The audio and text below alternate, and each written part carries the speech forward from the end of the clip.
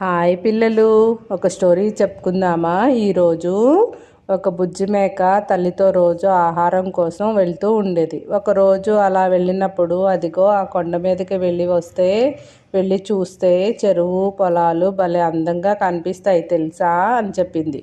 ఆ మాటలు విన్న ఎలాగైనా ఆ కొండ మీదకి ఎక్కాలని నిర్ణయించుకుంది బుజ్జి మేక. దాని మిత్రులతో కూడా ఎప్పుడూ అదే విషయం చెప్తూ ఉండేది. ఒకరోజు ఎవరికీ చెప్పకుండా కొండెక్కటం మొదలుపెట్టింది బుజ్జి మేక. కొంత దూరం బాగానే వెళ్ళిన తర్వాత వెళ్తున్న కొద్దీ కాళ్ళు మట్టిలో దిగబడుతూ ఉన్నాయి. అప్పుడు దానికి ఒక ఎలుగుబంటి కనిపించింది.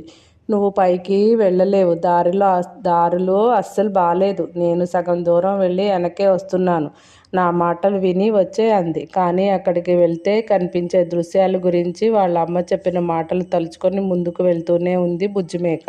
ఇంకొంత దూరంలో ఒక కోతి కనిపించింది. ఎలుకబంటి చెప్పిన మాటలు విని ఉంటే ఇట్లా కింద పడేదానివి కాదు కదా అని చెప్పింది. అయినా వినకుండా ఎవరి మాటలు లెక్క చేయకుండా నడుస్తూనే ఉంది. దాంతో ఒక్కసారిగా జారిపడింది. దానికి అప్పుడు చాలా భయమేసింది. అప్పుడు ఏడ్చుకుంటూనే కొండ మీదకి ఎక్కసాగింది. అది చూసిన కోతి, చెప్తే విన్నావా, ఇప్పుడైనా వెళ్ళిపో అంది. కానీ తను చేరాల్సిన చోటు దగ్గర అవుతున్న కొద్దీ ఉత్సాహంగా ఎక్కుతూనే ఉంది బుజ్జిమేక. చివరికి కొండ అంచును చేరుకుంది. వాళ్ళమ్మ చెప్పినట్లుగానే ఉన్న అద్భుతమైన దృశ్యాలను చూసి ఎంతో ఆనందించింది. ఎంత బాగుందో ఈ ప్రదేశం! దారిలో అయిన గాయాలన్నిటినీ మర్చిపోయింది.